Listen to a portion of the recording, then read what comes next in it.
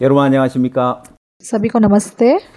이번 시간에는 마인드의 급수에 대해서 이야기를 하고자 합니다. इस सेशन में हम मन के स्तर के बारे में बात करेंगे। 사람들은 저마다 다른 마인드를 가지고 있는데요. सबके पास एक अलग मन का स्तर होता है। 가지고 있느냐, 잘못된 마인드를 가지고 있느냐. तो मन अच्छा है या गलत है, 그냥 단순하게 이렇게 두 파트로 나눌 것이 아니라 우리는 좀 더 세부적으로 나누어서 여러분의 마인드가 어떤 마인드를 갖고 있는지 여러분 자신이 점검해 볼 수 있도록 하고자 합니다. तो हम मन को सिर्फ अच्छा या गलत नहीं कह सकते, लेकिन हम मन के अलग अलग स्तरों को देख सकते ताकि आप अपने मन को जांच सको कि आपके मन का स्तर कौन सा है। 에 따라 그 인생이 달라진다고 했는데요. मनुष्य के पास किस प्रकार का मन है उसके आधार पर उसका पूरा जीवन बदल जाता है। 우리는 물에 급수가 있는 것처럼 마인드에도 급수가 있는데 5가지 단계로 나누어서 살펴볼 겁니다. तो पानी की तरह हमारे मन के भी 5 अलग अलग स्तर हम देख सकते हैं। 이번 클래스를 통해서 여러분의 마인드의 급수가 몇 급에 해당하는지 어느 위치에 있는지를 알 수 있게 될 것입니다.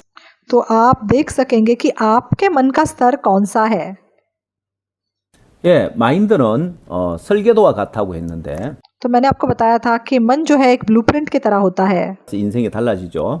और आपके पास किस प्रकार का मन है उसके आधार पर आपका जीवन बदलता है 볼 수 있습니다. और उसके हिसाब से उस मनुष्य का मूल्य भी बदलता है। 세계는 눈에 보이지 않기 때문에 우리가 눈에 보이는 물질 세계를 통해서 한번 비교해 보고자 합니다. हम मन की दुनिया को देख नहीं सकते, इसलिए इसकी तुलना हम किसी ऐसी चीज से करेंगे जिसको हम देख सकते हैं। 설명해 주는 것이 물의 급수라고 할 수 있습니다. तो पानी के अलग अलग स्तरों के उदाहरण से मैं आपको समझाऊंगा। 예, 물은 그냥 깨끗하다 깨끗지 않다로 나눠지는 것이 아니라 이렇게 5단계의 급수로 물을 나눕니다. तो पानी भी सिर्फ शुद्ध और अशुद्ध नहीं होता, पानी के 5 अलग अलग स्तर होते हैं।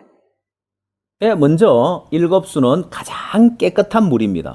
तो सबसे जो शुद्ध पानी है वो पहले स्तर का पानी होता है। 1급수라고 부릅니다. तो जो पानी पिया जाता है वो पहले स्तर का पानी होता है। 자, 그리고 1급수에만 살 수 있는 물고기들이 있습니다.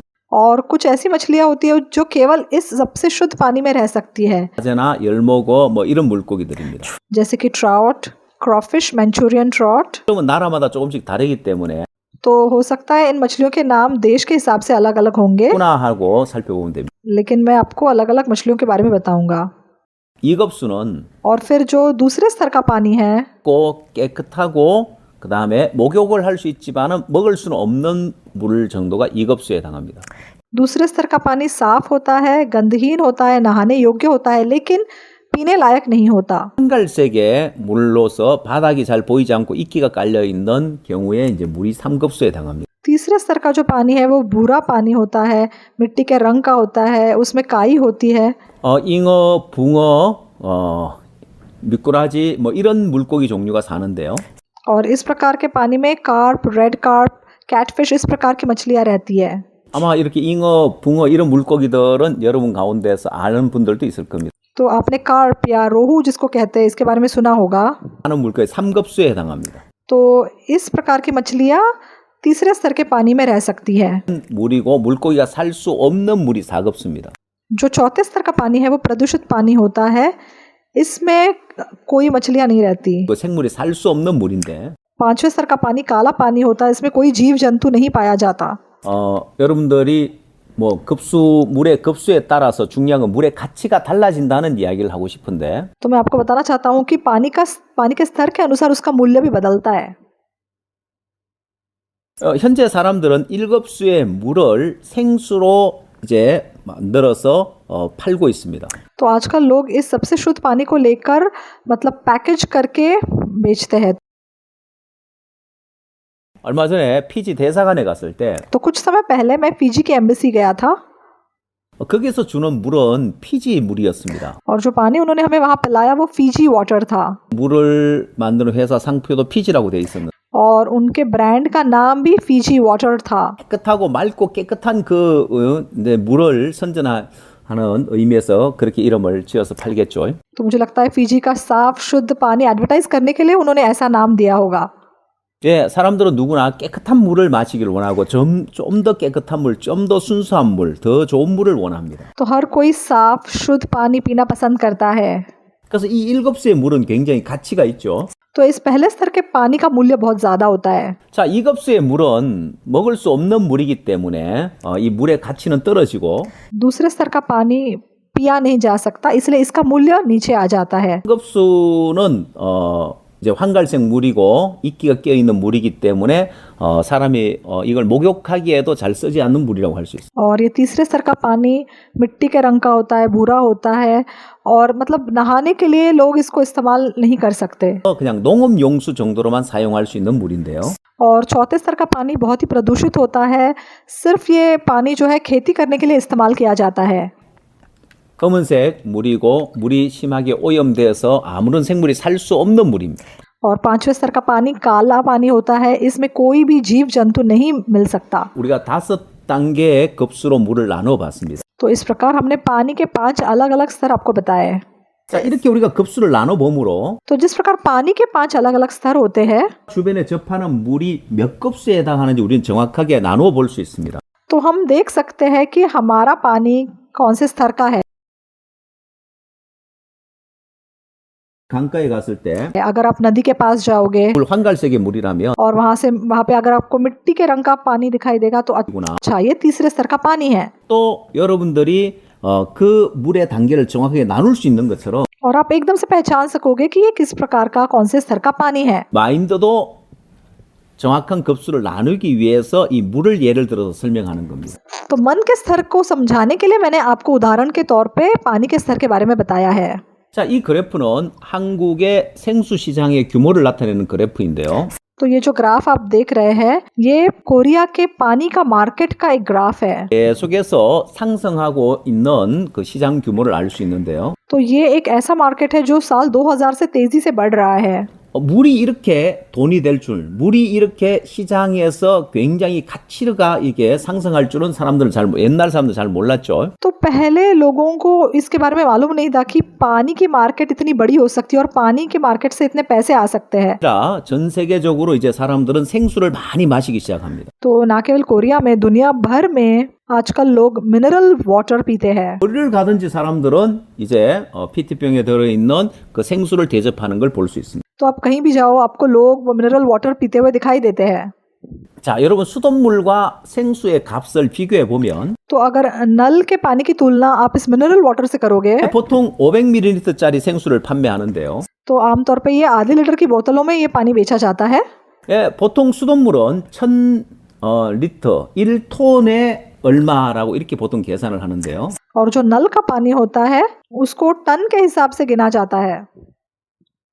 수돗물의 값과 생수의 값의 차이는 굉장히 큰 차이가 납니다. लेकिन जहाँ तक पैसों का सवाल है, नल के पानी में और मिनरल पानी में बहुत ज़्यादा अंतर है। 봤을 때 수돗물보다 생수값은 약 한 1000배 정도 더 비쌌습니다. तो जहाँ तक कोरिया का सवाल है, मिनरल वाटर जो है वो नल के पानी से 1000 गुना ज़्यादा महंगा होता है। 그러면 तो अगर आप मिनरल पानी पीते हैं 여러분 굉장히 부자들입니다. तो फिर आप बहुत ही अमीर इंसान हैं, 마셔도 괜찮은데 क्योंकि कोरिया में आप नल का पानी भी मतलब आमतौर पे पी सकते हैं। 깨끗한 물을 마시기 위해서 1000배 더 비싸게 물을 마신다는 거예요. तो क्योंकि आप साफ और शुद्ध पानी पीना चाहते हैं, इसलिए आप 1000 गुना ज़्यादा पैसे उसमें लगा रहे हो।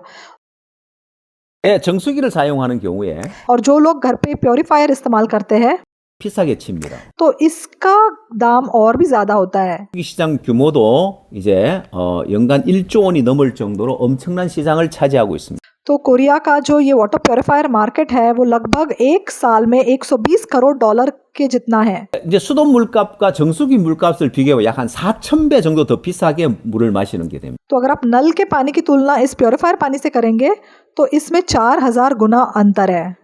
왜냐하면 정수기 기계도 사야 하지요. सबसे पहले आपको प्योरीफायर खरीदना होगा, 여기 필터도 갈아야 하죠. उसके अंदर के जो फिल्टर है आपको बार बार बदलने पड़ते हैं, 더 비싼 물을 마시. इसलिए ये पानी नल के पानी से 4000 गुना ज्यादा महंगा है। 그 돈을 아까워하지 않습니다. लेकिन लोगों को लगता नहीं कि वो पैसे इस पे बर्बाद कर रहे हैं। 그래서 돈을 아깝게 생각합니까? तो जब आप मिनरल पानी की बोतल खरीदते हो तो क्या आपको ऐसा लगता है कि आपने पैसे बर्बाद किए? 네, 사람들은 좋은 물을 마시기 위해서 비용을 투자하는데 그걸 아까워하지 않습니다. तो साफ पानी पीने के लिए लोग पैसा लगाते हैं, लेकिन उनको लगता नहीं कि उन्होंने पैसे बर्बाद किए। 그러나 लेकिन 좋은 마인드를 갖기 위해서는 투자를 하지 않습니다. एक अच्छा मन सीखने के लिए लोग पैसा लगाना नहीं चाहते। 그래서 우리는 전 세계 각국 정부와 일을 하면서 तो जब हम दुनिया भर के अलग अलग देशों के सरकारों के साथ मिलकर काम करते हैं 강 투자를 많이 해야 할 부분이 바로 마인드 교육이다. तो हमें सबसे ज़्यादा पैसे अगर किसी चीज़ पे लगाने चाहिए तो वो मन सीखने में है। 예, 우리가 마인드 교육을 할 때 तो जब हम ये माइंड एजुकेशन करते हैं CLF 강사 주 강사인 바욱수 목사님께서 대통령을 만나고 तो हमारे CLF के जो संस्थापक है वो काफ़ी देशों के राष्ट्रपतियों के साथ मिल चुके हैं। 앞서 나가시면 뒤따라가면서 장관을 만나고 차관을 만나고 이런 일들을 하고 있습니다. तो जब कभी पास्टर ऐसे देश जाते हैं राष्ट्रपतियों के साथ मिलते हैं तो हम भी जा कर के उनके लोगों को मिलते हैं। 만나 보면 तो हम जब जाते हैं तो 공통적인 것이 있습니다. एक समानता जो मैंने ऐसे लोगों में देखी है वो क्या है, जो राष्ट्रपति है या 장관이 되고 कोई बड़ा मंत्री है 대통령이나 장관이 되려면 뛰어난 마인드를 가지고 있어야 그 자리에 올라갈 수 있습니다. तो जो लोग राष्ट्रपति होते हैं या मंत्री होते हैं तो जरूर उनके पास एक उत्तम उत्कृष्ट मन का होना जरूरी है 뛰어난 마인드에 도달해 있는데 और वो पहले इस प्रकार का उत्तम मन हासिल कर चुके हैं। लेकिन समस्या क्या है, 그렇지 못하다는. उनके देश के लोगों के पास अभी तक ऐसा मन नहीं है। 뛰어난 마인드는 तो ऐसा एक उत्तम मन 마치 진주와 같습니다. एक मोती के समान है। 진주 조개가 있고 그 속에 진주가 들어 있는데 तो जैसे आप जानते हैं सीप होते हैं और सीप के अंदर हमें मोती मिलते हैं। 옛날에는 진주를 구하기 굉장히 어려웠습니다. तो पहले तो मोती मिलना आसान नहीं था 그래서 얻었기 때문에. क्योंकि वो सिर्फ समंदर में पाए जाते थे। 그러나 지금은 그렇지 않습니다. लेकिन आज ऐसा नहीं है। 제가 베트남에 갔을 때 जब मैं वियतनाम गया था 베트남에는 진주 조개 양식장이 있었습니다. तो वहां पे मैंने मोतियों की खेती देखी। 수많은 조개들을 키우고 있는데 तो वहां एक मोतियों की खेती थी जहां पे वो नकली तरीके से उनको रख रहे थे। 그 조개 안에 전부 다 진주가 들어 있는 거. तो उनमें से हर एक सीप के अंदर मोती थे। 그런 연구를 했습니다. तो लोगों ने इसके ऊपर रिसर्च किया। 어떻게 진주를 만들어내냐? तो ऐसे कैसे हो रहा है कि इन सीपों में मोती मिल रहा है। 진주 조개 살갗 속에 가장 고통스러운 곳에 이물질이 들어와서 통증을 느끼고 그걸 감싸서 진주로 만드는 거예요. तो असल में बाहर से जो बालू का कण इस सीप के अंदर जब चला जाता है तो उसके द्वारा असल में मोती बनता है। 예, 사람들이 인위적으로 진주가 가장 고통을 느끼는 곳에 이물질을 넣어주고 तो लोगों ने क्या किया कि जानबूझ के इस सीप के अंदर उन्होंने एक बालू का कण जैसे डाल दिया। 이제 감안하기 위해서 막기 위해서 그것을 이물질을 감싸서 진주로 만드는 거예요. और सीप के अंदर छेद करने के द्वारा ये बालू के कण अंदर पहुंचाए जाते हैं। 예, 자연의 진주와 똑같은 성분이죠. तो ये बिल्कुल उन्हीं मोतियों की तरह होते हैं जो कि आपको समंदर में मिलेंगे। 그래서 옛날 우연히 진주가 만들어진 것처럼 तो जिस प्रकार पहले इत्तेफाक से हमें ऐसे मोती मिलते थे समंदर में, 세상에 뛰어난 마인드를 가진 사람들 तो जिन लोगों के पास संसार में ऐसा उत्तम प्रकार का मन होता है 마인드를 갖게 된 거죠. तो इत्तेफाक से वो लोग इस प्रकार का मन रख सके थे। 우리는 लेकिन हम 진주 조개를 양식하는 것 जिस प्रकार लोगों ने इसकी नकली तरीके से खेती करके मोती निकाले, हम भी जवान लोगों के मन में ये अच्छा मन डालना चाहते हैं 로 만들 수 있는 ताकि उन सबको हम एक बहुमूल्य मोती की तरह बना सके। 전 세계 대통령, 전 세계 정부가 바국수 목사님을 초청하고 있는 거예요. इसलिए अलग अलग देशों के राष्ट्रपति पास्टर पाक को इस माइंड एजुकेशन करने के लिए बुलाते हैं। 이 마인드 교육을 통해서 할 수 있는 많은 일들이 있습니다. तो इस माइंड एजुकेशन के साथ हम बहुत कुछ कर सकते हैं। 예, 그래서 목회자들도 이 마인드 교육을 배움으로 인하여서 और क्रिश्चियन लीडर्स भी इस माइंड एजुकेशन के बारे में सीख सकते हैं 폭넓은 사역을 할 수 있게 되어집니다. ताकि आपकी सेवकाई का घेरा भी आप और चौड़ा कर सके। 여러분들도 이 마인드 교육에 투자를 해야 합니다. तो आपको भी इस माइंड एजुकेशन में असल में पैसे लगाने चाहिए। 이 시간 여러분들이 마인드 교육을 듣는 이 자체도 여러분들이 시간을 투자하고 투자하는 부분이라 할 수 있는데 तो आप कह सकते हैं कि हाँ, हम ये वचन अभी सुन रहे हैं, ये लेक्चर अभी सुन रहे हैं, ये भी एक प्रकार का इन्वेस्टमेंट है। 우리 CLF와 함께하는 동안 लेकिन जब तक कि आप हमारे साथ CLF में जुड़े हैं, 계속해서 우리는 이 마인드 교육 프로그램을 진행해 나갈 겁니다. हम लगातार माइंड एजुकेशन के कार्यक्रम करते रहेंगे। 마인드에도 급수가 있는데 तो मन के भी अलग अलग स्तर होते हैं। 각자 다른 마인드의 급수를 가지고 있는데 हर इंसान का मन का स्तर अलग होता है। 여러분은 어느 정도의 급수에 해당하는 마인드를 가지고 있을까요? तो आपके मन का स्तर कौन सा है? 자, 먼저 마인드의 급수도 역시 5단계로 우리가 나눌 수 있는데요. तो मन के भी असल में 5 अलग अलग स्तर है। 자, 1급부터 5급까지 나누어지는데 तो हम 1 से लेकर 5 देख सकते हैं। 1급이 최고 좋은 마인드, सबसे पहला मन का स्तर जो है वो सबसे महान मन का स्तर है। 후의 마인드가 있 ये सबसे महान मन है जहाँ पे आप खुशी और सफलता दोनों पा सकते हैं। 마인드. और जो 5वें स्तर का मन है वो सबसे बदतर मन है, जो एक एबनॉर्मल मन है, असाधारण मन है। 게임이나 도박이나 마약에 중독되는 사람들이 가지고 있는 마인드. तो ये ऐसा मन है जो मतलब नशा करने वाले, जिनको जुए का लत है, गेम्स का लत है, ऐसे मन रखने वाले लोग हैं। 한 단계씩 살펴볼 텐데요. तो अभी हम एक एक करके हर एक प्रकार के इस मन को देखेंगे। 먼저 가장 안 좋은 5급부터 우리가 거꾸로 최고 좋은 마인드까지 우리가 살펴볼 겁니다. तो हम 5वें स्तर से शुरू करके ऊपर जाएंगे। 가장 안 좋은 비정상적인 마인드. तो ये मन का सबसे निचला स्तर है, इसको हम एबनॉर्मल मन कह सकते हैं, एक असाधारण मन कह सकते हैं। 도박이나 마약에 중독되는 사람들이 가지고 있는 마인드인데 तो ये उन लोगों का मन है जो गेम खेलने में या जिनको जुए का लत या नशे का लत है। 이렇게 게임하지 말라고 이야기를 합니다. तो जो बहुत से बच्चे आजकल गेम्स के एडिक्ट हो चुके हैं, हम उनको बताते हैं कि आप गेम्स मत खेलो। 도박에 중독된 사람에게 도박하지 말라고 이야기를 합니다. तो जो लोग जुआ खेलने में गिरे हुए हैं, हम उनको कहते हैं कि जुआ मत खेलो। 마약하는 사람 마약하지 말라고 이야기하죠. और जिनको नशे की लत है उनको हम कहते हैं नशा मत करो। 나고 벗어날 수 있는 게 아니에요. लेकिन इससे ये लोग आजाद नहीं हो पाते। 그때 마인드 때문에 게임에 도박에 마약에 중독이 되는데 तो असल में ये लोग इस प्रकार की लत में इसलिए गिरे हैं क्योंकि इनके पास एक गलत प्रकार का मन है। 그때 마인드부터 바꿔야 됩니다. तो इसलिए सबसे पहले इनके गलत मन को ठीक करना जरूरी है। 5급의 마인드는 तो इसलिए ये 5वें स्तर का जो मन है, 비정상적인 욕구를 쫓아서 तो इस प्रकार की असाधारण इच्छाओं के पीछे जाकर, 게임이나 도박이나 마약 같은 데 중독돼 있는 사람이 가지는 마인드인데 तो चाहे वो गेम्स खेलना हो या जुआ या नशा हो, लोगों को इसकी लत लग चुकी है। 이게 공통적인 것이 있습니다. लेकिन इन सब लोगों की एक समानता होती है, 신뢰한다는 것이. और ये वो है कि ये लोग अपने आप पर विश्वास करते हैं। 가장 낮은 단계의 마인드.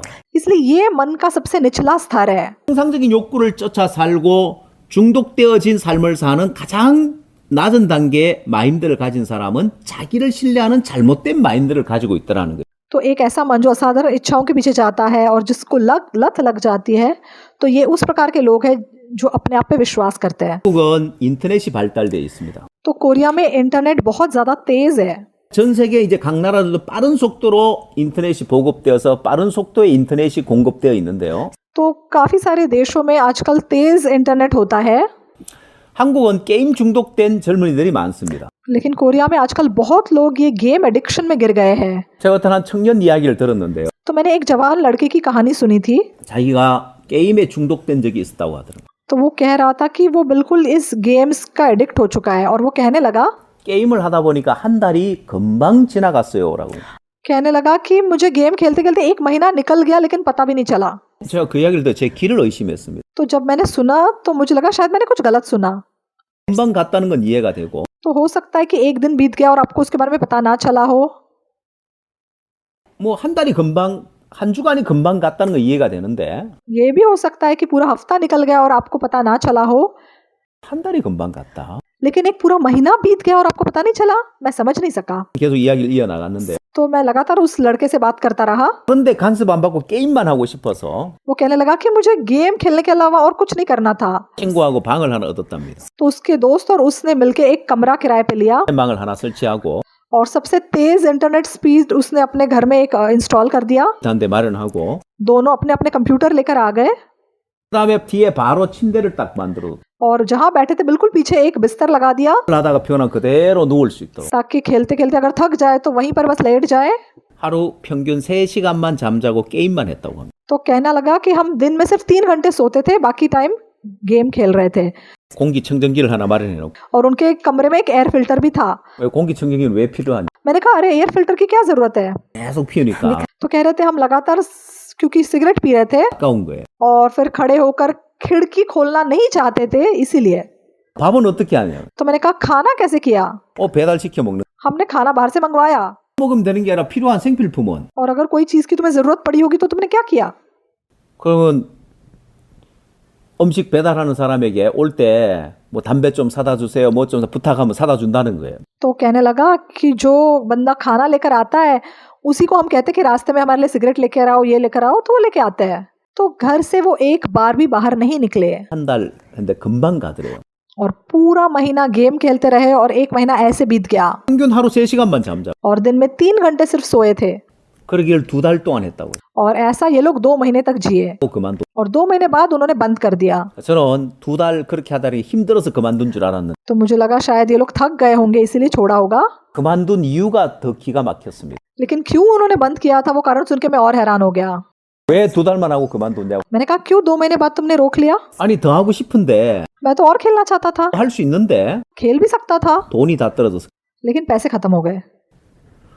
자 이렇게 게임에 중독된 사람, तो जो लोग ऐसे गेम खेलने में गिरे हुए हैं, 게임에 중독이 됐을 आपको क्या लगता है क्यों वो ऐसे गेम्स में गिर गए हैं? 때는 어떤 남편이 자기 아내가 게임에 중독되었다고 상담을 요청한 분이 있었어요. तो एक आदमी मेरे पास आया था संगति करने के लिए क्योंकि उसकी पत्नी जो है वो भी ऐसे ही गेम्स में गिर गई थी, वो एक एडिक्ट हो गई थी। 전혀 모르는 사람이었는데 तो वो एक ऐसी औरत थी जिसको गेम के बारे में कुछ नहीं मालूम था, 어느 날 게임에 중독됐다. लेकिन एक दिन उसको गेम्स की लत लग गई 그리고 심지어 음식도 제대로 먹지 않아서 영양실조에 걸려서 병원에 실려갔다는. और इतना बुरा हाल था कि उसने खाना पीना छोड़ दिया, वो इतनी कमजोर हो गई कि उसको अस्पताल में भर्ती करना पड़ा। 게임에 중독되는 단계를 알 수 있었습니다. तो तब मुझे पता चला कि हाँ ये गेम की जो लत है वो कितनी गंभीर है। 네, 이 부인은 게임에 대해서 전혀 아무것도 몰랐고 ये ऐसी औरत थी जिसे गेम के बारे में कुछ नहीं मालूम था, 부업을 했다고 합니다. वो सिर्फ घर का काम करती थी। 집에 컴퓨터를 갖다 놓고 तो अब उसने अपने घर में कुछ कंप्यूटर रखे 게임 프로그램이 자동으로 돌아가는데 और मतलब उसका काम कुछ ऐसा था कि जो कंप्यूटर पे गेम चल रहे होते हैं 멈추는 거예요. लेकिन बीच बीच में गेम रुक जाता है 왜냐하면 게임 회사에서 क्योंकि जो गेम बनाने वाली जो कंपनी होती है 이 게임이 오토매틱으로 돌아가지 못하도록 ताकि ये गेम मतलब ऑटोमेटिकली चलते ना रहे, वो बीच बीच में लॉक हो जाता है। 거예요.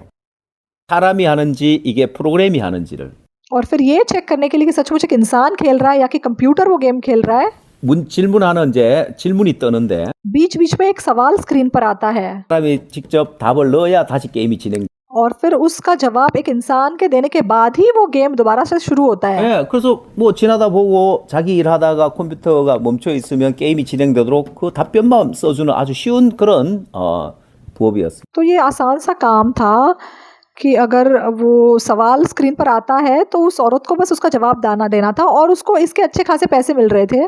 네, 그렇게 이제 일을 맡기는 사람들은 और जिन्होंने उसको ये काम दिया था 게임의 레벨을 올려서 तो वो खुद उस गेम में बहुत ऊपर के लेवल तक जा चुके थे 아이템을 얻을 수 있으면 और अगर उनको ऊपर के लेवल पे जाके कुछ आइटम मिलेगा तो वो भी असल में पैसे थे। 그런 비정상적으로 그렇게 했던 겁니다. तो ऐसे ही करके मतलब उसका काम हो रहा था। 그러나 이 부인이 तो एक दिन ये जो पत्नी थी 거기서 얻어지는 그 게임 안에서 얻어지는 아이템이 굉장히 비싼 가격에 팔리고 돈으로 거래가 된다는 이야기를 들으면서 तो उसने सुना कि गेम्स में जो आइटम मिलते हैं वो महंगे मतलब दाम में बेचे जाते हैं।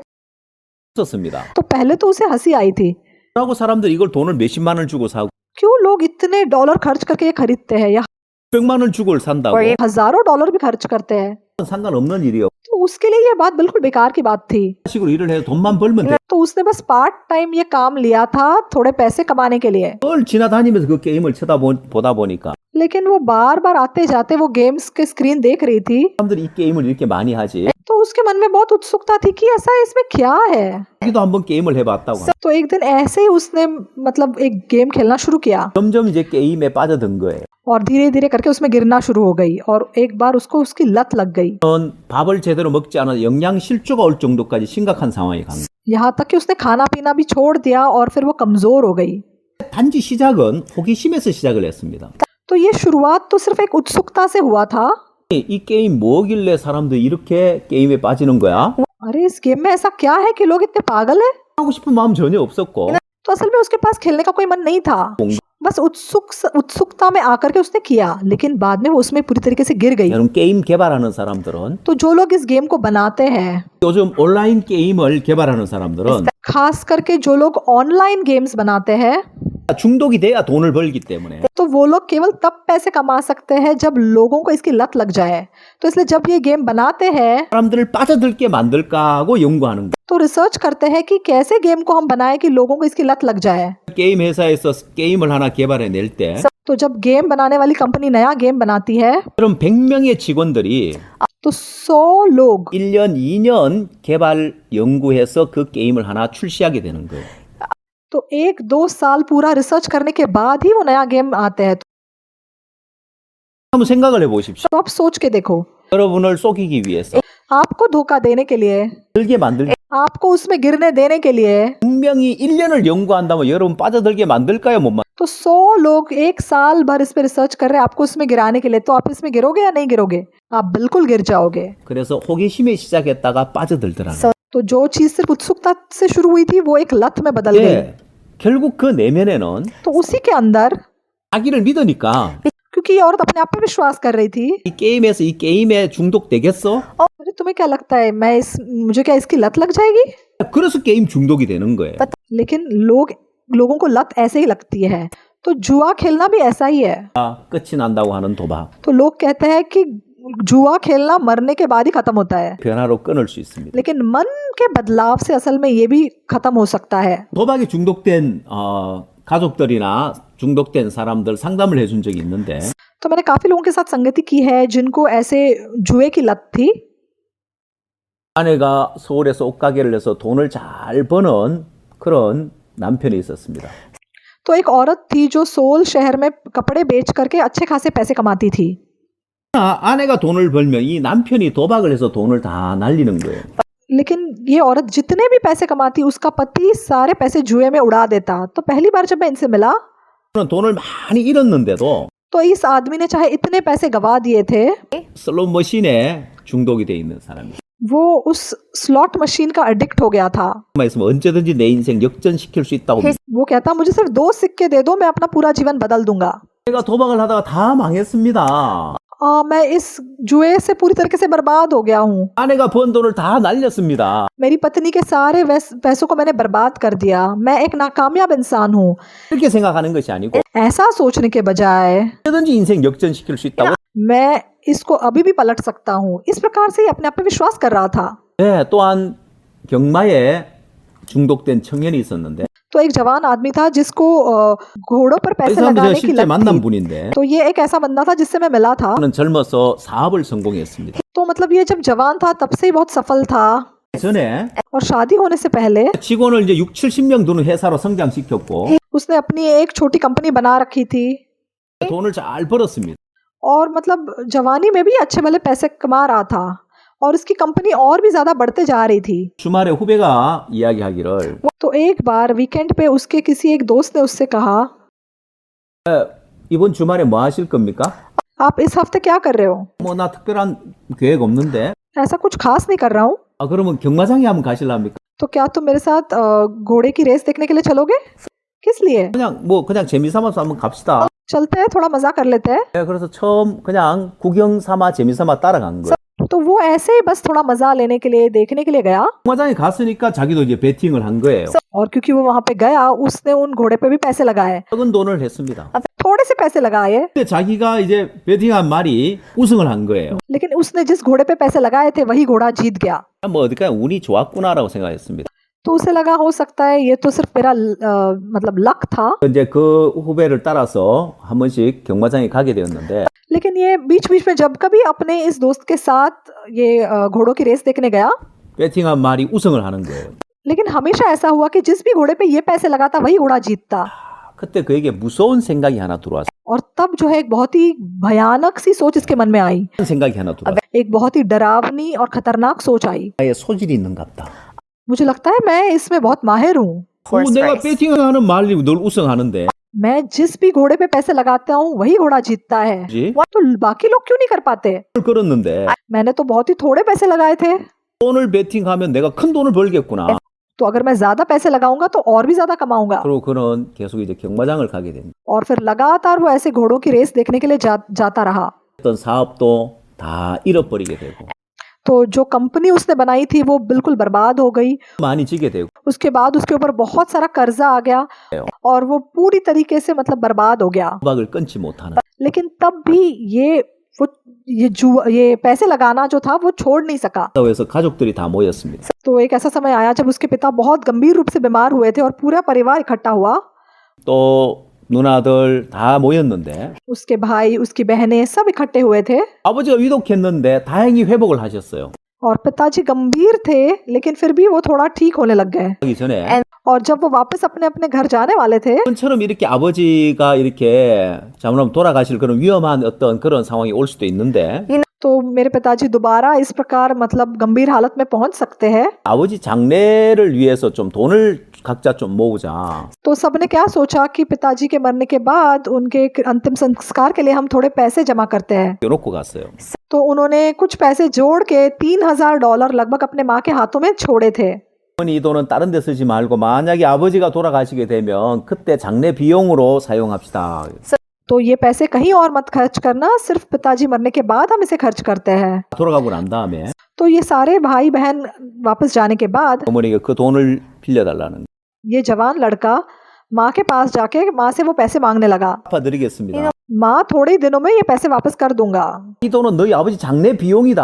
माँ ने मना किया नहीं ये पिताजी के अंतिम संस्कार के लिए हम जमा कर रहे हैं 7만 빌려달라고 하는 겁니다. तो मैं ये नहीं कह रहा हूँ कि मुझे दे दो मैं बस उधार मांग रहा हूँ मैं वापस कर दूंगा 또 졸라대니까 어머니가 어쩔 수 없이 줬어요. लेकिन वो पीछे ही पड़ा इसलिए माँ ने उसे पैसे दे दिए 저는 경마장으로 바로 가서 तो वो एकदम से उस घोड़े की रेस देखने गया और दोबारा से पैसे लगाए और फिर सारे पैसे गवा दिए 자기 스스로도 이야기하는 거예요.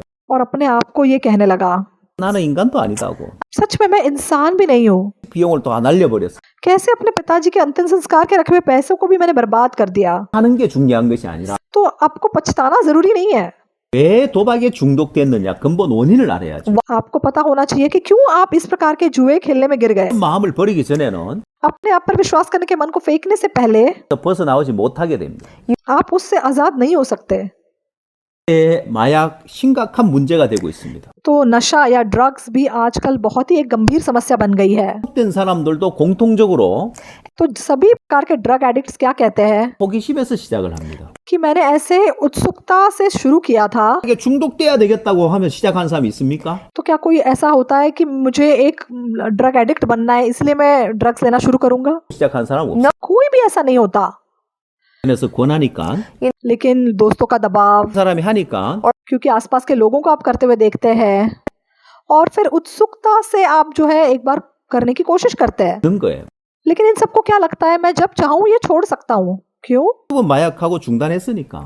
क्योंकि मैंने एक दो बार करके पहले भी छोड़ा था 왜 사람들이 마약을 못 끊지? तो बाकी लोग क्यों नहीं छोड़ पाते 끊어도 뭐 아무런 뭐 검단 현상 없고 괜찮은데. तो मैं तो बिल्कुल ठीक हूँ मेरे अंदर ऐसे कोई लक्षण नहीं है 예, 그러다가 6개월 뒤에 또 한두 번 하게 되고, तो 6 महीने बाद ऐसे लोग दोबारा एक दो बार ड्रग्स करते हैं 또 한두 번 하게 되고, और फिर कुछ महीनों बाद एक दो बार और करते हैं 중독되어져 가는 거예요. और धीरे धीरे इन लोगों को ऐसे ड्रग्स की लत लग जाती है और अब ये ऐसे लोग बन जाते हैं जो इससे आज़ाद नहीं हो पाते तो शुरुआत में जो है हमेशा 그런 사람들이 자기를 신뢰하는 마음을 갖고 있더라는 거예요. तो लोगों को किसी चीज़ की लत क्यों लगती है क्योंकि उनके अंदर अपने आप पे विश्वास करने का एक मन होता है 게임이나 도박이나 마약보다 더 무서운 것이 자기를 신뢰하는 마음이에요. तो असल में गेम्स जुआ या नशे की लत से ज्यादा खतरनाक अपने आप पर विश्वास करने का मन होता है तो जब हम ये बोलते हैं 사람들은 나는 뭐 게임, 도박, 마약 뭐 나 이런 데는 중독 안 돼. तो आपको लगता है अच्छा गेम्स जुआ नशा मैं तो ऐसा इंसान नहीं हूँ 이 프로를 한번 보십시오. लेकिन टीवी प्रोग्राम्स के बारे में सोच के देखो 주부들 가운데 तो जितनी भी पत्नियां होती है 중독된 사람이 많습니다. तो हाउसवाइफ्स खास करके इतनी औरतें मतलब ड्रामा की एडिक्ट हो जाती है 본 경험이 있을 거예요. मुझे लगता है आप में से कुछ लोग भी ऐसे होंगे जो ऐसे ड्रामा देखने के आदी थे 동남아를 갔을 때 तो एक बार जब मैं पश्चिम एशिया गया था 저녁 7시에 시작하는데 तो एक ऐसा कोरिया का ड्रामा आता था शाम को 7 बजे 얼마나 인기가 많은지 लेकिन वो इतना ज्यादा मशहूर था 9시가 되면 차가 다니지 않는다는 거예요. कि आप सड़क पर 7 बजे के बाद एक भी गाड़ी नहीं देख सकते 일찍 들어가 그 드라마 보러 일찍 집에 들어가고 तो लोग ऑफिस से जल्दी छुट्टी करके उस ड्रामा देखने के लिए घर जाते हैं तो लोग ऐसा कहने लगे 저녁 7시에 남편이 아내한테 전화 길게 하면 이혼당한다. तो अगर पति फोन पर पत्नी से ज्यादा लंबी बात करेगी तो उसको तलाक मिल जाएगा क्यों 봐야 되는 시간이 क्योंकि अभी ड्रामा का टाइम हो गया है 길게 잡고 있으면 तो अगर आप ड्रामा देखने में उसके लिए रुकावट बन रहे हो 예, 사실 드라마에 중독되는 것도 마찬가지입니다. तो असल में ये भी एक प्रकार का एडिक्शन है लत है 저는 TV 드라마를 잘 보지 않습니다. तो मैं ज़्यादा ड्रामा वगैरह नहीं देखता, 여행을 하러 다니면서 लेकिन जब मैं दुनिया भर में इस प्रकार के माइंड लेक्चर देने के लिए जाता हूँ, 한국의 동남아시아에 한국의 대장금이 아주 인기 있었던 시절이 있었어요. तो एक ऐसा समय था जब आशिया में देजानगम नाम का ड्रामा बहुत ज़्यादा मशहूर हो गया था। 굉장히 많은 사람들이 이 대장금을 보면서 열광을 했었는데 लोगों को ये ड्रामा इतना ज़्यादा पसंद था, 어떤 드라마인지를 잘 모릅니다. तो मैं ठीक से नहीं जानता इस ड्रामा में ऐसा क्या है। चाहे मैं कोरिया से हूँ, 인기가 있어 사람들에게 대장금 이야기를 좀 하려면 나도 대장금을 한번 볼까 하는 생각이 들었어요. तो लोगों को ये इतना पसंद है, इतना मशहूर है, तो मुझे लगा कि शायद मुझे भी एक बार देख लेना चाहिए। 대장금 한 편도 보질 않아요. लेकिन मैंने एक भी एपिसोड नहीं देखा। 왠지 아세요? पता है क्यों? 여러분 많은 사람들이 대장금 드라마에 중독이 되는데 तो बहुत से लोग इस ड्रामा को देख के इसके एडिक्ट हो जाते हैं। 중독이 안 되겠냐는 तो मेरे अंदर ऐसी कौन सी खास बात है कि मैं इसे देख के इसका एडिक्ट ना हो 첫 जाऊं। 한 편을 보고 나면 एक एपिसोड देखने के बाद 다음 편 보고 싶 मुझे दूसरा एपिसोड देखने का मन करेगा, उसके बाद तीसरा, और इस प्रकार अंत तक मैं इसको देखूंगा और फिर मैं भी एडिक्ट हो जाऊंगा। इसलिए मुझे खुद पे विश्वास नहीं करना चाहिए। 면 अगर कोई ऐसा ड्रामा है, 드라마 재밌을까 재미없을까 ये ड्रामा मजेदार है या नहीं है, 그냥 보면 빠져들게 돼 있습니다. ऐसी बात नहीं है। आप अगर देखेंगे तो जरूर उसमें गिर जाएंगे। इसलिए खुद पे विश्वास मत करो, 언제든지 중독될 수 있. क्योंकि आप ऐसे इंसान हैं जो आसानी से इस प्रकार की चीजों में गिर सकते हैं। मैं भी गेम एडिक्शन या गैम्बलिंग में ऐसे आसानी से गिर सकता हूँ। 드라마에 중독되는 걸 और जब आप लोगों को देखते हैं जो बिल्कुल ड्रामा के एडिक्ट हो जाते हैं, 보는 경우가 있는데 तो जब हमें किसी चीज की लत लग जाती है, 한 사람이 빠져드는데 우리도 빠져들 수 있다는 거예요. तो आपको सोचना चाहिए कि अगर दूसरे लोग इसमें गिर सकते हैं तो मैं भी गिर सकता हूँ। इसलिए खुद पे विश्वास मत करो। 그걸 시작할 것이 아니라 तो उत्सुक होकर आपको कभी ड्रग्स लेना शुरू नहीं करना चाहिए। 나 여기 중독된다.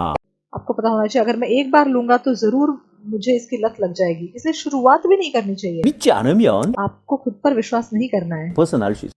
तो फिर आप इससे आजाद हो सकेंगे। 그때 마인드 때문에 게임에 도박에 마약에 중독이 되더라는. तो इस असाधारण मन की वजह से असल में लोगों को गेम्स की या जुए की या नशे की लत लग जाती है।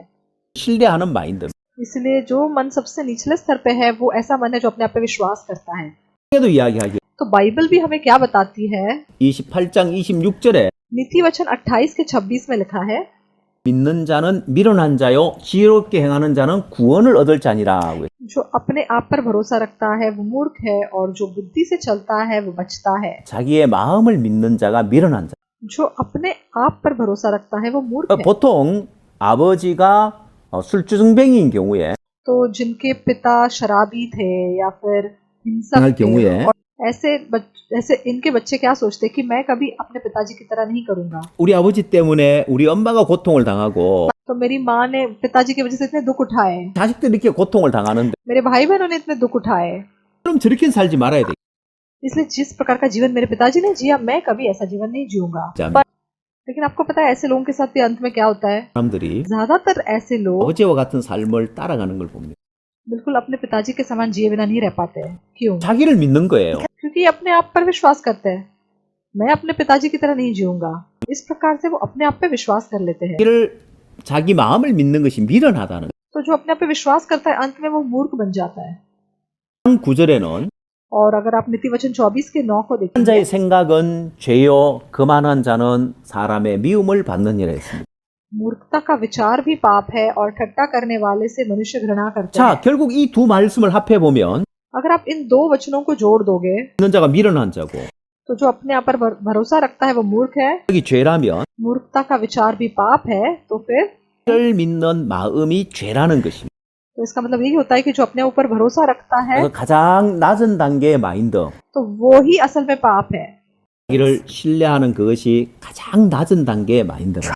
तो सबसे निचले स्तर पे वो मन है जो अपने आप पे भरोसा रखता है। 번째 파트로 넘어가서 तो दूसरी ओर 우리가 성공하고 행복한 삶을 살기 위해서는 어떤 마인드를 가져야 되느냐? तो एक सफल और खुशी से भरा हुआ जीवन जीने के लिए हमें क्या करना चाहिए? 5급을 살펴봤다면 अगर आप 5वें स्तर के मन को देखते हैं, 우리가 4급의 마인드를 살펴보겠습니다. अब हमने देख लिया, अब हम चौथे स्तर पे चलते हैं। 마인드인데요. तो ये वाला मन का स्तर भी असल में निचले मन का स्तर है। 육체의 욕구를 따라서 하는 마인드고 ये वो मन है जो शरीर की इच्छाओं के पीछे जाता है। 마인드입니다. ये भी एक गलत मन है। 육체는 세 가지 욕구가 있습니다. तो तो शरीर की 3 इच्छाएं होती है। 예, 식욕이 있고 성욕이 있고 수면욕이 있습니다. खाने की इच्छा, सोने की इच्छा और सेक्स की इच्छा। 육체 욕구를 따라 사는 이 삶은 और शरीर की इच्छाओं के पीछे जाकर जीने वाला जो जीवन है, 기력한 삶을 살게 돼 있습니다. आपको एक बहुत ही निकम्मा जीवन जीने के लिए बना देता है। 욕구를 따라서 절제하지 못하는 삶, और ये वो जीवन है जो आप अपने आप पर नियंत्रण बिना करके जीते हैं। तो कुछ लोग अपने खाने पर नियंत्रण नहीं कर पाते, 어떤 사람은 성욕을 절제하지 못하고 कुछ लोग अपनी सेक्स की इच्छा पर नियंत्रण नहीं कर पाते, 절제하지 못. और कुछ लोग अपनी सोने की इच्छा पर नियंत्रण नहीं कर पाते। तो आज के समाज में 성공한 위치까지 갔는데 तो कुछ ऐसे लोग हैं जो सफल तो हो चुके हैं, 절제하지 못해서 죄를 짓고 그 쌓아놓은 명성과 위치를 다 잃어버리는 경우가 있어요. लेकिन मान लो अपनी सेक्स की इच्छा को क्योंकि वो नियंत्रण में नहीं रख सके, इसलिए जो भी सफलता उन्होंने अपने लिए पाई थी वो सब बेकार हो गई। 사실 성공하기 위해서는 뛰어난 마인드를 가져야 되는데 तो अगर आपको सफल होना है तो आपके पास एक उत्तम मन होना जरूरी है। 성공한 사람들이 사급에서 일어나는 이런 낮은 욕구를 쫓아가면서 그들 인생이 다 무너지느냐. तो ऐसा क्यों है कि कुछ सफल लोग एक निचले स्तर का मन रखते हैं और फिर अपने जीवन को बर्बाद कर देते हैं। 그 사람들이 왜 무너지는지 참 이런 정확한 원인을 알고 해결책도 발견할 수 있고 अगर आप माइंड एजुकेशन के बारे में सीखेंगे तो आपको पता चलेगा कि ऐसा क्यों होता है, और उसके बाद आपको उसका सल्यूशन भी मिलेगा, और उसके बाद आपको एक बहुत ही दिलचस्प बात पता चलेगी। 마인드라는 것은 तो चौथे स्तर के मन से बेहतर एक तीसरे स्तर का मन होता है। 그런 마인드라고 할 수 있어요. तो इसको हम एक एवरेज माइंड या एक साधारण मन कह सकते हैं। 사람들이 가지고 있는 마인드죠. तो ज़्यादातर लोगों के पास इस प्रकार का मन होता है। 충실한 삶을 살아가는 마인드입니다. तो लोग वास्तविकता में जीते हैं। 가서 자기 맡은 임무를 성실하게 이행하고 तो ऑफिस के कर्मचारी ऑफिस जाते हैं और मेहनत से अपना काम करते हैं। 학교 가서 또 공부하고 तो छात्र जो है अपने स्कूल जाते हैं, पढ़ाई करते हैं, और इस प्रकार वास्तविकता में वो जीते हैं। 여러분들에게 몇 급의 마인드를 가지고 있냐고 하면 अगर मैं आपसे पूछूं कि आपके मन का स्तर कौन सा है, 한 급에 해당하는 마인드를 가지고 있다고 많이 이야기를 합니다. तो ज़्यादातर कहेंगे कि तीसरे स्तर का मन है। क्यों?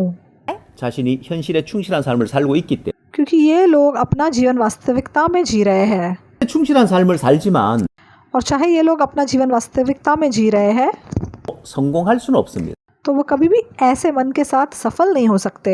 성공하는 삶을 살기 위해서 आपको एक सफल जीवन जीने के लिए 상급의 마인드에서 2급의 마인드로 마인드를 바꿔야 성공할 수 있어요. आपको तीसरे स्तर के मन से ऊपर दूसरे स्तर के मन तक जाना होगा। 이제 평범한 마인드라면 तो अगर तीसरे स्तर पे एक साधारण मन है तो फिर दूसरे स्तर पे किस प्रकार का मन है? 급의 마인드는 दूसरे स्तर पे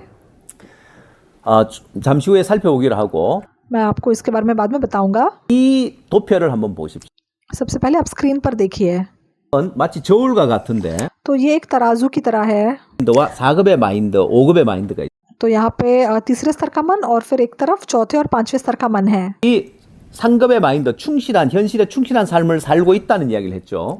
तो मैंने पहले आपको बताया कि आम तौर पे लोगों के पास तीसरे स्तर का मन होता है जो कि एक साधारण मन है, 웃긴 욕구를 쫓아 사는 마인드인데 लेकिन चौथे स्तर का मन शरीर की इच्छाओं के पीछे जाता है, और पांचवें स्तर का मन एक एबनॉर्मल मन होता है।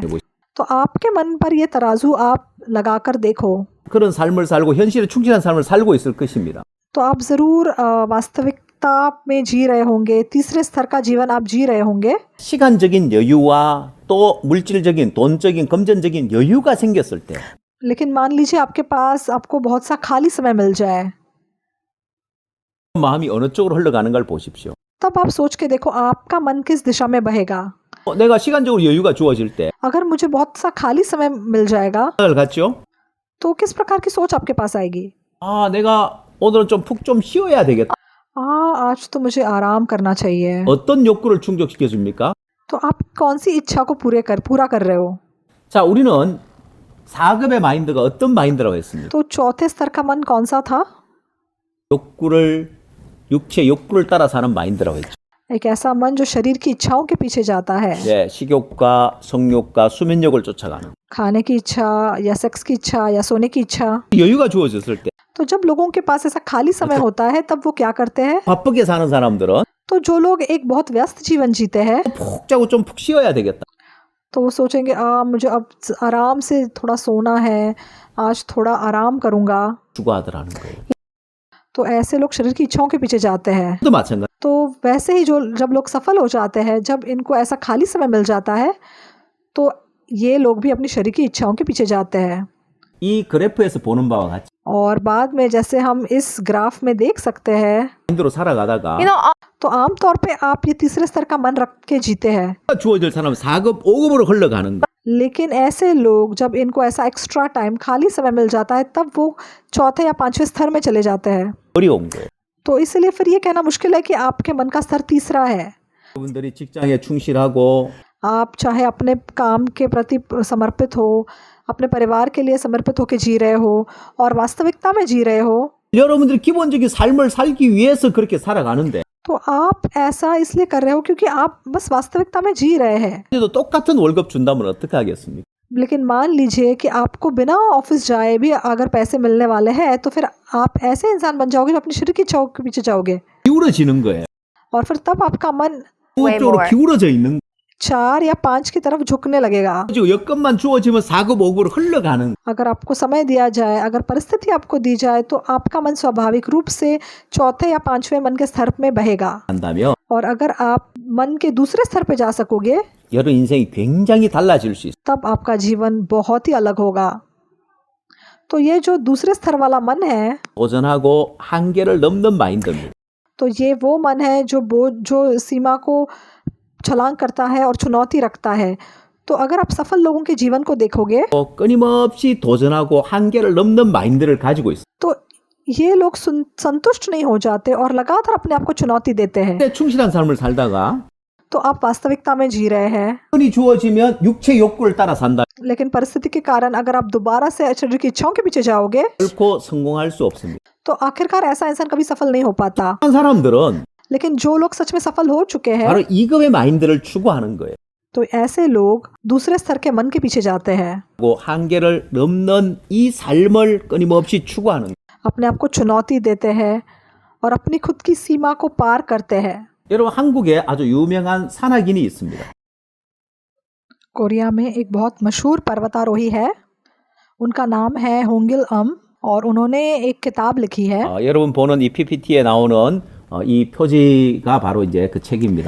और स्क्रीन पे जो आपको दिखाई दे रहा है, ये उनकी किताब का कवर है। 향해 거침없이 도전하라는 और किताब का जो शीर्षक है, never stop running towards your dream. 도전하는 삶을 इनका जीवन चुनौतियों से भरा हुआ रहा है। 자, 그는 8,000m급 되는 14개의 봉우리를 아시아 최초로 완등을 했습니다.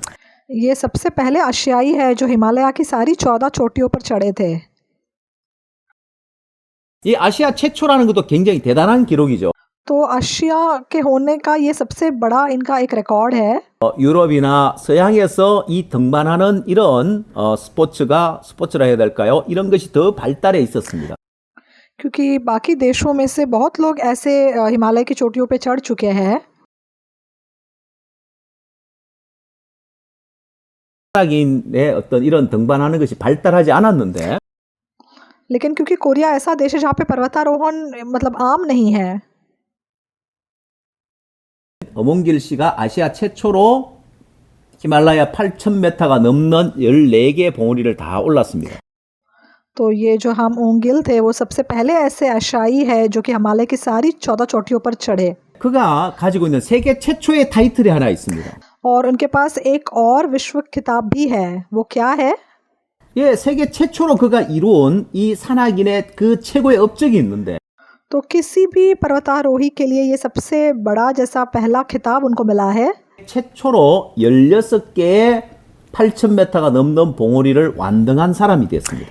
तो ये दुनिया के पहले ऐसे जन बने जो कि दुनिया की 16 सबसे ऊंची चोटियों पर पहुंच गए। 등반하는 그 규정이 바뀌어 버렸습니다. तो इनके सफलता का जो स्तर है वो बिल्कुल जैसे बदल गया। 14개의 8,000m 넘는 봉우리를 오르면은 다 봉우리를 올랐다고 인정을 해줬는데 तो अगर ये सिर्फ 14 सबसे ऊंची चोटियों पर जाते, तब भी वो ऐसे सफल इंसान बन जाते। 바로 옆에 있는 봉우리라도 8,000m를 넘으면 다 올라야 8,000m 봉우리를 다 올랐다고 인정을 해줘. लेकिन दुनिया की सारी चोटियों को पार करने वाले इंसान होने के लिए उनको 2 और ऐसी चोटियों पर चढ़ना ज़रूरी था। 봉우리가 더 있었어. 총 16개인데 तो 14 और 2 अगर मिलाओगे तो 16 हो जाता है। 봉우리가 16개가 있어. तो दुनिया में असल में 16 ऐसे ऊंची चोटियां हैं जो सबसे ऊंची है, जो कि 8,000 मीटर से ज़्यादा है। 16개 봉우리를 다 오른 사람이 됐습니다. लेकिन जब रूल बदल गए तब ये होंगम गिल दुनिया के सबसे पहले इंसान बन गए जिन्होंने ये 그럼 그가 어떻게 16개 봉우리를 다 완등할 수 있었느냐? खिताब पाया। तो ये ऐसा कैसा कर सके कि सारी चोटियों को वो पहुंच सके? 하고 나서 그걸 준비한 게 아니라 तो रूल के बदलने के बाद इन्होंने ये काम नहीं किया। 도전하지 않을 때 तो असल में ये एक ऐसा समय था जब कोई अपने आप को चुनौती नहीं देता था, लेकिन इन्होंने अपने आप को चुनौती दी। 넘는 봉우리를 오르려면 तो अगर आपको 8,000 मीटर से ज़्यादा किसी चोटी पर जाना है, पहाड़ पे जाना है, तो असल में इसके लिए बहुत ज़्यादा तैयारी की ज़रूरत होती है। 그냥 등반할 수 있는 게 아니야. तो ये कोई ऐसा काम नहीं है जो आप 1 महीने में पूरा कर सकते हैं। 4,000m 지점에 베이스 캠프를 치고 तो 4,000 मीटर पर आपको एक बेस कैंप बनाना पड़ता है 하나씩 올라가야 고산병에 걸리지 않는다고. And you have और हर दिन आप सिर्फ 1,000 मीटर की दूरी जैसे कायम कर सकते हो। 위해서 필요한 준비를 하는데도 많은 돈이 들기 और ऐसे बड़े बड़े पहाड़ों पे चढ़ पाना बहुत मतलब महंगा होता है। 스폰서사를 구하고 तो आपको स्पॉन्सर्स ढूंढने पड़ेंगे, आपको अपनी एक टीम बनानी पड़ती है, उसके लिए ट्रेनिंग लेनी पड़ती है, 하기 위해서 और फिर ऐसे पहाड़ों पर चढ़ने के लिए 돈이 들어가는 तो बहुत समय और बहुत पैसा इस पे लगाना पड़ता है। 그런 규정이 바뀌기 전에 그냥 자기 스스로 도전하는 삶을 산 거예요. लेकिन ये ऐसा इंसान था जिन्होंने रूल के बदलने से पहले भी अपने आप को ये चुनौती दी 6개 봉우리 완등이라는 기록을 갖 और इसका परिणाम ये हुआ कि दुनिया के ये सबसे पहले इंसान बन गए जो 16 सबसे ऊंचे पहाड़ों पर चढ़े हैं। 그가 세계 최초의 타이틀을 가졌고 तो लगातार अपने आप को चुनौती देकर अपनी सीमाओं को पार करके उन्होंने अपने आप के लिए ये खिताब कमाया। 원정대를 만들었어요. 2005 में ह्यूमन एक्सपेडिशन नाम का अभियान उन्होंने शुरू किया 도전하지 않은 그 일을 산악인으로 최초로 일을 했습니다. और एक पर्वतारोही होने के नाते उन्होंने एक ऐसा काम किया जो पहले शायद किसी ने नहीं किया है। 옛 동료의 시신을 수습하기 위해서 8,000m가 넘는 산을 다시 오른 겁니다. तो उनको उस 8,000 मीटर ऊंचे पहाड़ पर दोबारा चढ़ना पड़ा अपने एक साथी पर्वतारोही की डेड बॉडी को नीचे लाने के लिए। 또 시신이 발견됐는 तो 8,750 मीटर की ऊंचाई पर उनके एक दोस्त, उनके एक साथी की जो डेड बॉडी थी वहां से उन्हें नीचे लानी थी। तो असल में 사고로 그가 이제 조난을 당해서 목숨을 잃었는데 ये साथी जो था एक एक्सीडेंट में पहले ही मर चुका था, 하기 위해서 이 8,700m 산을 오르는 거예요. लेकिन उसकी डेड बॉडी को नीचे लाने के लिए इनको 8,750 मीटर ऊंचे पहाड़ पर चढ़ना पड़ा। तो जब आप ऐसे पॉइंट पर पहुंचते हैं तो वहां पर ऑक्सीजन सिर्फ 1/3 होता है 그런데 और बहुत ही खतरनाक जगह होती है। और 운구한다는 것은 운반하기 굉장히 어려운 일이죠. तो सांस लेना भी जब इतना मुश्किल होता है तो मान लो अगर आपको एक डेड बॉडी भी आपके साथ अगर लाना होगा तो वो कितना मुश्किल होगा। 동료의 시신을 수습하기 위해서 그가 등반을 했고 लेकिन ये उस पहाड़ पर खास उस बॉडी को नीचे लाने के लिए चढ़े थे 아직 아무도 하지 못한 일들을 그가 이루어갔어요. और ऐसे काम ये करते रहे जो पहले किसी ने नहीं किए। 이 부분에 아주 이제 감동적인 영상이 있는데 और एक बहुत ही दिल को छू देने वाली फिल्म इसके ऊपर बनी है। 그 영상 보고 다시 시작하도록 하겠습니다. तो मैं आपको थोड़ा उसमें से अगले सेशन में बताने वाला हूँ। फिर मिलेंगे।